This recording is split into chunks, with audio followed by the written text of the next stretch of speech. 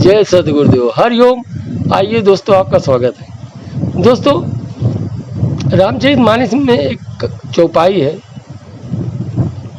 कलयुग केवल नाम आधारा, सुमिर सुमिर नर उतर ही पारा। दोस्तों,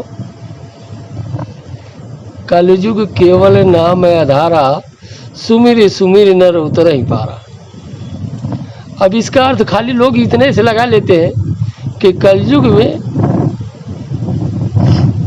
सिर्फ राम का नाम ले लेने मात्र से आप भवसागर पार कर जाओगे। अरे वो तुलसी बाबा थे। तुलसी बाबा 2 लाइन की चौपाई में गागर में सागर छुपा के गए। इतना आसान नहीं उसको समझना। उसको आप तब समझोगे जब खुद राम राम करोगे, जब खुद हाथ में कंठी उठाओगे और खुद मंत्र का जप करोगे। जब तक आप खुद कंठी नहीं उठाओगे, मंत्र का जप नहीं करोगे, तो खाली तुलसी बाबा की इस चौपाई का खाली एक ही अर्थ निकाल सकते हो कि कलयुग केवल नाम आधारा, सुमिर सुमिर नर उतरे पारा। राम राम करने से हम भवसागर पार हो जाए। दोस्तों, कलयुग केवल नाम आधारा, इसी पॉइंट को आप नोट करो। अगर कलयुग में आपको पैसा चाहिए तो नाम आधार किसका? श्री है, उनका जप करो। और जप कैसे करना है?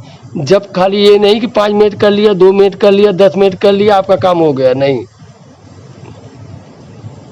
सोते उठते बैठते जागते खाते पीते हमेशा वो जप आपका चालू रहना चाहिए, जिसको बोलना जाता है अजपा जप। मतलब आप जप भी कर रहे हो और नहीं भी कर रहे हो। कलयुग केवल नाम आधारा। दोस्तों, आप अपने दुश्मन का नाश करना चाहते हो, आप काल भैरव से हमेशा उसके लिए प्रार्थना करते रहो। देखो होता है कि नहीं। आप वशीकरण करना चाहते हो, आप माँ सरस्वती से हमेशा प्रार्थना करो उसको बस में करने के लिए।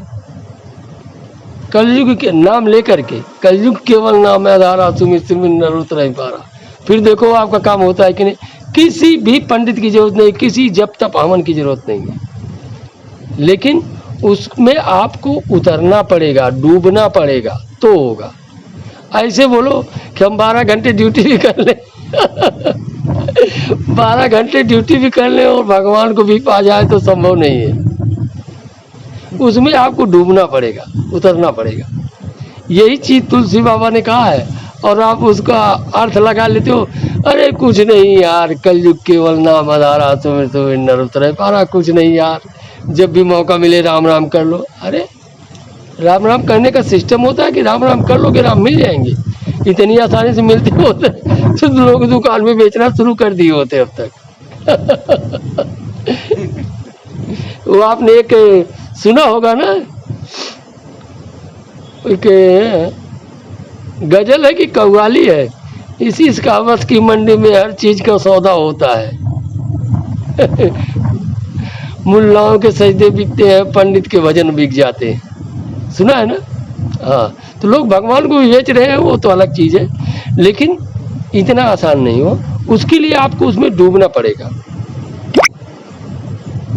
एक तो आप अगर कुछ भी करना चाहते हो, आप वशीकरण करना चाहते हो, स्तंभन करना चाहते हो, मारण करना चाहते हो, लक्ष्मी प्राप्ति चाहते हो, तो आपको एक सूत्री कार्यक्रम पे काम करना पड़ेगा।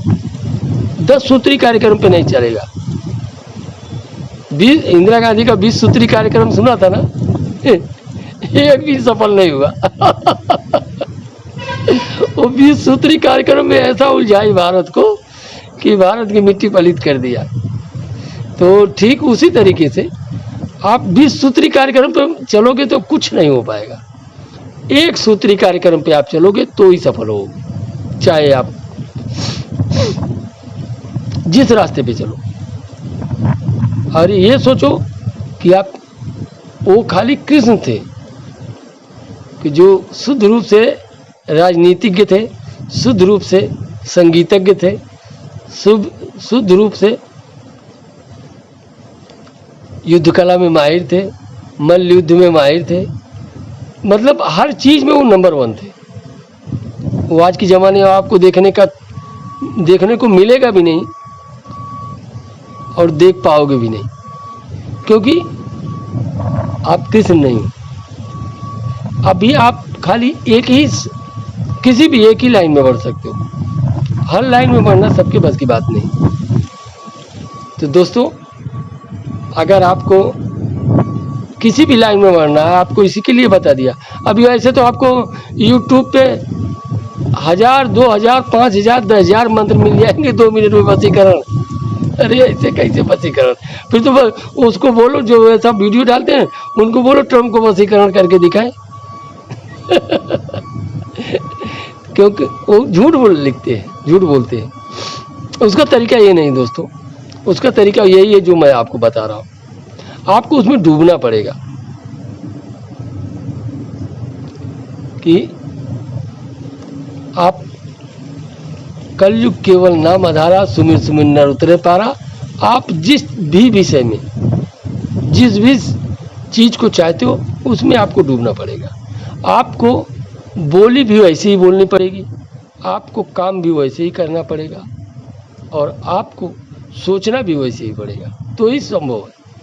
बाकी आप 12 घंटे किसी केमिकल प्लांट में ड्यूटी करते हो, किसी लोहा प्लांट में ड्यूटी करते हो, किसी कपड़े की कंपनी में काम करते हो 12 घंटे, और आप सोचो कि 12 घंटे हम उधर निकाल करके 4 घंटे खाने में 8 घंटा सोने में निकाल दिए, तो बचा कहाँ टाइम आपके पास उसमें डूबने के लिए समय भी तो चाहिए।